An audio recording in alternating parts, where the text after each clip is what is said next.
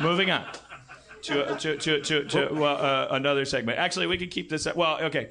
Awesome things I came up with in different blackout drunks that weren't at the TV Guide party. That's this segment. You want some music for that? Yeah. Yo, Dan drinks a lot, so the stories aren't all he's got. He doesn't just wait till TV Guide's party to get sloshed. He does it all the time. And he's always awesome, and he always comes up with things that he has to write down. Okay. Was drinking with Dino. Dino was talking about so Dino. I'm assuming he does not mind the details about his. I think if he were here, he would share any old secret. So he has a tattoo, like right above his wiener. He does. Somebody was asking about his tattoo. He has like a tattoo that's like a thing in Greek on his arm. But then somebody was asking him, "Is that the only tattoo you have?" And he's like, "Well, I do have another one, and it's above my wiener." He said it's in my bikini area. So that means it's like, unless he's shaving it all the time, it's like hidden by hairs, right? Yeah, you're. Well, yeah. Is the art of the design worked into that? No.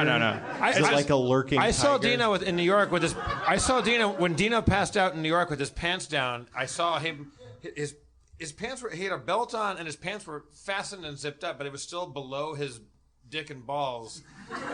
And he was wearing women's tights and fetish underwear that was cut out so I could see his dick and balls, and through mesh.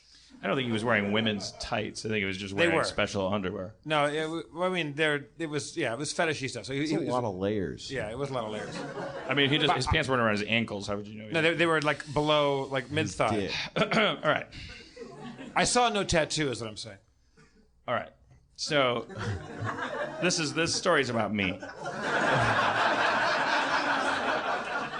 The point of departure is that I have a friend who has a tattoo above his penis dick.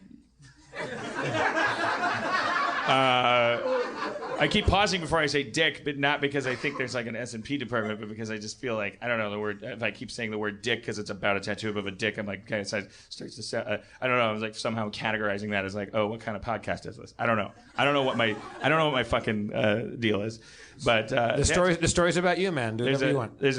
So I go, okay, oh boy, well this he's like, oh, he goes like, why is there a tattoo above your dick? Oh, dominatrix put it there as a form of domination. Yeah. She was like, you know, putting it there to like humiliate me. I was like, oh boy, what is it? And he's like, it's an X. And I was like, well that's what's on Treasure. What? That's like what? That like in the worst case scenario, it means 10 something. like when it doesn't even when he. That's or you got something wrong on Family Feud. Or Bold to Strike, but you're right. That is the worst case scenario. Is you lost on Family Feud. Still, getting on Family Feud is a big deal. Anyways, did you just send me a text, Spencer? Nah, man. Oh wait, I guess I probably did because I responded to Steve, who was texting us. Sorry. All right. So the shit I have to go through, and all right. So he had this story. This story has a point. It's about you again. As with the last story, it's about the great ideas that I have, how good I am at what I do. So he goes like, it's an accident of. So then it was like we're going like, well, you know, Drew Hancock and Wade Randolph were there. We're at the drawing room, and we're all like, an axe. And he's like, look, she's not a writer. She's a dominatrix. Like, okay, well, let's beat this tattoo. You know, like what would you tattoo above someone's dick to we didn't brainstorm for a long time. Like the thing I'm proud of is that this was the first. This is it for me. I didn't bother. Your first pitch on I didn't like hit a bunch of areas and pick the best ones. I was like, this is it. I just picked. I was like, okay, well, what do you do? And I was like, okay, I got it. Okay, so in 1938 there was this cartoon called Nancy, and it was like syndicated in like the '80s and stuff. I'm sure eventually it went away. It was like a little. Should have pulled up like a. It's like a. Like the younger people probably won't remember. Like people my age, like probably remember when Nancy and Marmaduke and all this shit were in the paper. Like one of these things was like it was kind of drawn in a Steamboat Willie style. It was like such an old cartoon. It was like originated in 1938. Kind of had a black bob haircut. Yeah, she was like on Wikipedia. It says she's a chubby, precocious 8-year-old. That was the gimmick.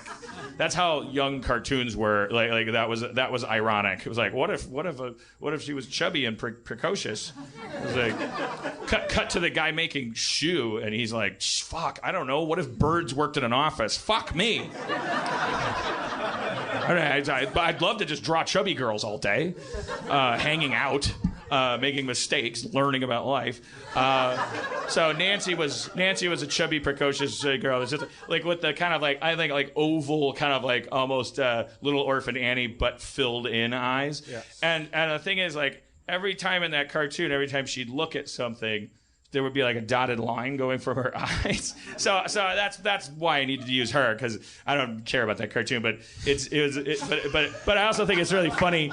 It's really funny, the specifics of it. So it's Nancy, like above his dick, and she's looking at the dotted line goes down to his dick.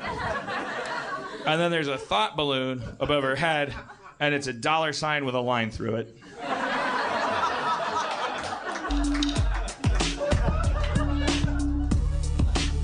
And the caption is, hey, Dino, 1938 called, "Your dick's worthless."